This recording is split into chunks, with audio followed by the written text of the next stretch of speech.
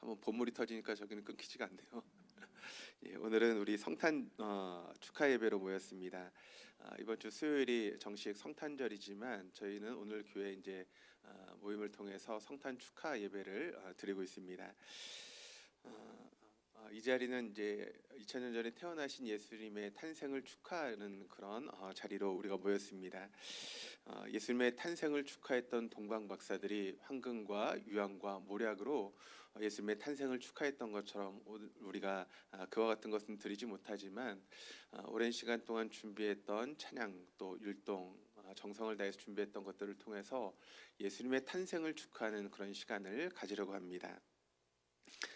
예수님의 탄생은 사실 이 땅을 살아가는 우리 모두에게는 힘들고 또 어렵고 고통스러운 그런 삶을 살아가는 우리들의 모습인데, 그런 우리에게 정말 놀라운 기쁨의 소식이었다라고 하는 것을 성경은 우리에게 증거하고 있습니다. 그래서 오늘 본문 10절 말씀에도 이런 말씀이 있는데, 한밤중에 밖에서 양을 치는 목자들에게 천사가 나타나서 이런 말씀을 증거합니다. 내가 온 백성에게 미칠 큰 기쁨의 좋은 소식을 너희에게 전하노라. 오늘 다윗의 동네에 너희를 위하여 구조가 나셨으니 곧 그리스도 주시니라. 그래서 예수님께서 베들레헴에 탄생하셨을 때 그 소식을 들었던 많은 사람들이 있었는데 그 모든 사람들이 기뻐했다라고 그렇게 성경은 증거하고 있습니다. 마리아 그리고 목자들 또 동방의 박사들 그 외에 예수를 만났던 모든 사람들이 예수님의 탄생의 소식을 듣고 기뻐했다라고 성경은 증거하고 있습니다. 하늘의 천군 천사까지도 기뻐하며 찬양을 올렸다라고 이야기를 하고 있는데, 그래서 우리가 성탄절이 되면 아까 우리가 인사를 했던 것처럼 메리 크리스마스라고 그렇게 인사를 하는 것입니다. 오늘 우리가 이 자리에 모인 것은 예수님의 탄생을 우리가 나름대로 축하하기 위해서 이 자리에 모였습니다. 우리 유초동부 또 시작해서 우리 한나의 어르신까지 우리가 노래 실력이 뛰어난 것도 아니고 또 대단한 능력을 가지고 있는 것도 아니지만 그래도 나름대로 정성을 다해서 우리가 찬양을 준비하고 또 예수님의 탄생을 축하하기 위해서 이 자리에 모였습니다. 그런 정성을 다해서 준비한 우리들의 모습을 아마 하나님께서 기뻐하시고 또 이것이 우리 온 교회에 기쁨이 되어지는 그런 놀라운 일들이 있기를 주님의 이름으로 축복합니다. 그러면 성탄의 기쁨은 여러분 무엇이겠습니까? 오늘 말씀을 보니까 목자들의 기쁨이 있었다라고 하는 것을 이야기를 하고 있습니다. 2000년 전에 예수님의 탄생을 첫 번째로 증거했던 증인들은 누구인가 하면 바로 목자들이었습니다. 목자들이 예수님의 탄생을 제일 먼저 알게 되었고 그 예수님의 탄생을 가장 먼저 축하했던 사람들이 바로 목자들이죠.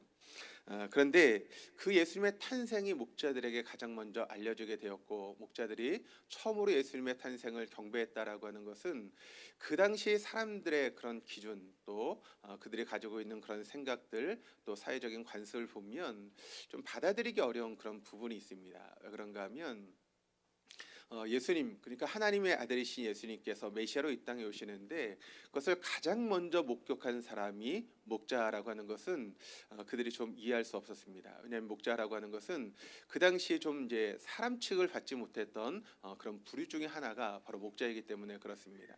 왜 그런가 하면 목자는 양을 치는 사람들이죠. 그렇다 보니까 한 곳에 머물러 있을 수 없습니다.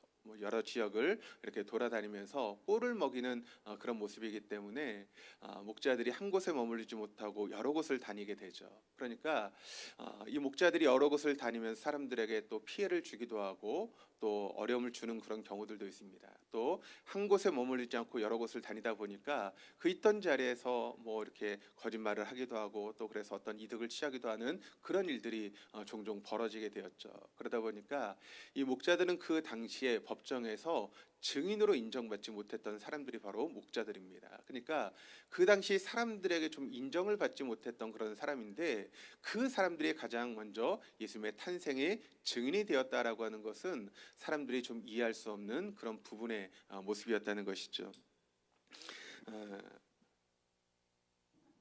네, 고맙습니다. 네. 가장 맛있는 물이 될 것 같습니다. 네. 예. 바로 그런 사람들에게 하나님은 천사들을 보내서 구주의 탄생의 가장 기쁜 소식을 증거했다라고 하는 것입니다. 사실 우리도 여러분 보면 참 우리가 연약하고 부족한 사람들 아닙니까? 세상의 기준으로 볼 때 뭐 내세울 것도 없고 그런 부분일 수 있지만 그럼에도 불구하고 하나님께서 우리를 당신의 자녀 삼으시고 또 이 자리를 통해서 예수님의 탄생을 함께 기뻐하고 또 경배할 수 있는 그런 자리에 우리를 인도하셨다라고 하는 것이 얼마나 기쁘고 감사한 일인지 모르겠습니다. 세상은 여러분 어떤 모임을 가질 때 기준을 정하고 그 기준이 넘어가야 그 모임의 멤버가 되기도 하지만, 그런데 우리가 하나님의 자녀가 되는 것, 또 하나님을 찬양하는 자리에는 어떤 기준도 필요하지 않습니다. 그 기준이 한 가지 있다면 하나님을 사랑하는 마음, 또 예수님의 탄생을 기뻐하는 마음을 가지고 있다면 우리 모든 이 자리에서 하나님을 찬양하고 경배할 수 있는 그런 자리가 되어줄 줄 믿습니다. 또 두 번째는 마리아의 기쁨에 대한 이야기를 하고 있습니다. 여러분, 예수님께서 이 땅에 육신을 입고 태어나셨을 때 가장 어려운 사람, 또 가장 고통스러운 사람이 있었다면 그 사람이 누구이겠습니까? 바로 예수님의 육신의 어머니인 마리아가 그렇습니다. 왜 그런가 하면 그 마리아는 요셉이라고 하는 사람과 정혼을 했다라고 성경은 우리에게 증거하고 있습니다. 우리로 따지면 약혼 그렇게 생각할 수 있는데, 그런데 이스라엘의 정혼은 우리가 생각하는 약혼과는 조금 틀립니다. 그러니까 결혼을 하지 않았지만 거의 결혼한 것과 마찬가지인 그런 상태가 바로 정혼의 상태입니다. 그런데 만약 그때 어떤 부정이 일어난다라고 하면 그 상대방, 여자가 되었든 남자가 되었든 돌로 맞아 죽어야 되는 그런 일들이 이스라엘의 율법이었죠. 그런데 이 마리아가 요셉과 결혼하기 전에, 그러니까 결혼하기 전에 그 마리아가 아이를 잉태했다라고 하는 것은 여러분 세상적인 의미로 보면 그 마리아가 부정을 저질렀다라고 하는 그런 의미로서 받아들일 수 있는 것 아니겠습니까? 그러니까 사람들이 보는 시선이 그다지 좋지 않은 시선으로 바라볼 수 있는 것이죠. 그러니까 예수님께서 탄생할 때 있어 가장 고통스럽고 힘든 자리에 있었던 사람이 누구인가 하면 바로 마리아였다라고 하는 것을 우리가 알 수 있게 됩니다. 그런데 그런 마리아에게 여러분 천사가 나타났습니다. 가브리엘 천사가 나타났는데 그 가브리엘 천사는 우리가 알고 있는 것처럼 기쁨의 소식을 증거하는 천사가 바로 가브리엘 천사입니다. 그 가브리엘 천사가 하는 말이 어떤 말씀인가 하면 네가 잉태한 것은 하나님의 성령으로 잉태된 것이다 라고 이야기를 하고 있습니다. 그리고 그 아기가 너희를 위해서 탄생하실 메시아이신 예수 그리스도다라고 하는 것을 그 가브리엘 천사가 마리아에게 증거하게 됩니다. 여러분, 처녀에게 이 소식은 좋은 소식입니까? 나쁜 소식입니까? 어떤 소식이죠? 처녀였던 마리아에게 네가 잉태했다라고 하는 그 소식은 좋은 소식입니까? 나쁜 소식입니까? 그것은 나쁜 소식입니다. 왜냐하면 결혼도 하지 않았던 여자가 잉태를 했다는 것은 부정한 그런 의미를 가지고 있기 때문에 나쁜 소식일 수밖에 없는 것이죠. 그런데 그것이 당장은 나쁜 소식이었지만 그것은 후에 가장 큰 기쁨의 소식이 되었다라고 하는 것을 우리는 말씀을 통해 잘 알고 있습니다. 예수님의 탄생, 그렇게 힘들고 어려운 시간을 보냈던 마리아에게 그 찰나의 순간, 그 잠깐의 순간은 고통이고 어렵고 힘든 시간이었지만 시간이 흘러가면서 그것은 가장 기쁨의 좋은 소식이 되었다라고 하는 것을 우리에게 증거하고 있습니다. 사실 우리도 마찬가지입니다. 지금 우리의 삶 가운데 힘들고 어려운 시간들을 보내시는 분들이 혹시 계실지 모르겠습니다. 육체적으로 질병이 찾아와서 힘들고, 또 재정적으로 여러 가지 궁핍한 가운데 힘드신 분들도 있을 것이고, 또 인간관계 속에서 어려움을 당하시는 분들도 있을 것이고, 또 신앙의 그런 여러 가지 면에서 어려움을 당하는 그런 분들도 있을 수 있습니다. 그런데 오늘 이 자리가 그런 분들에게 하나님 주시는 기쁨의 소식을 듣고 우리의 마음 가운데 기쁨을 회복할 수 있는 그런 귀한 시간 될 수 있기를 바랍니다.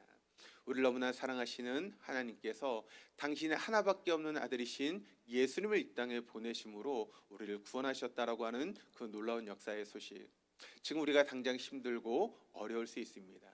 지금 여러 가지 상황이 우리를 힘들게 할 수 있지만, 그러나 우리를 사랑하시고 우리를 자녀 삼으신 하나님께서 우리의 삶을 인도하시고 이끌어 가셔서 나중에 정말 큰 기쁨의 소식을 듣게 되는 저와 여러분의 삶이 될 수 있기를 주님의 이름으로 축복합니다. 세 번째는 동방박사들의 기쁨을 우리가 볼 수 있게 됩니다. 예수님의 탄생을 쫓았던 또 한 무리의 사람들이 있었는데 바로 동방에서부터 별을 보고 찾아왔던 동방 박사들입니다. 그들은 하늘에 큰 별 하나가 나타난 것을 보고 그 별을 쫓아서 오게 된 것이죠. 그리고 마침내 베들레헴에서 구유에 누워 있는 예수님을 발견하게 되었고, 그래서 그들이 준비했던 황금과 유향과 모략을 예수님께 바치는 일을 하게 되었습니다. 바로 그 동방박사들의 기쁨을 마태복음 1장 10절에서 11절까지 말씀이 이렇게 증거합니다. 저희가 별을 보고 가장 크게 기뻐하고 기뻐하더라. 집에 들어가 그 모친 마리아와 함께 있는 것을 보고 엎드려 아기께 경배하고 보배압을 열어 황금과 유향과 모략을 예물로 드리니라. 동방박사들이 가졌던 기쁨은 어떤 기쁨이겠습니까? 그것은 바로 참빛을 발견한 그런 기쁨이었다라고 하는 것입니다. 그래서 저희가 별을 보고 가장 크게 기뻐하고 기뻐했다라고 이야기를 합니다. 그러니까 그 별의 빛, 참빛인 예수 그리스도를 발견하고 그들의 마음 가운데 기쁨이 있었다라고 하는 것을 성경은 증거하고 있습니다. 동방의 박사들이 그 희망의 빛을 찾은 것입니다. 그것은 바로 온 인류를 위해서 이 땅에 오신 예수 그리스도, 그분을 발견하고 그분을 만나고 그분을 경험하는 것, 그것이 바로 가장 큰 기쁨인 줄 믿습니다. 오늘 예수님의 탄생을 축하하기 위해서 우리가 모였습니다. 이 자리에 모여서 여러 가지 준비해서 함께 우리가 찬양도 하고 또 여러 가지 율동도 하고 할 텐데, 그 모습이 여러분에게 기쁨이 될 것입니다. 그런데 우리에게 더 큰 기쁨이 있는데 그것은 무엇인가 하면 참빛을 찾는 그런 기쁨이 우리에게 있어야 될 줄 믿습니다. 이 땅에 참빛으로 오신 예수님을 우리가 만나고 체험하고 그 주님을 나의 구주와 주님으로 영접하는 그런 놀라운 시간들이 이 시간이 될 수 있기를 바랍니다. 그래서 오늘 그 마리아의 기쁨과 또 동방박사의 기쁨, 또 목동들의 기쁨이 저 여러분의 기쁨이 되는 복된 시간 될 수 있기를 주님의 이름으로 축복합니다.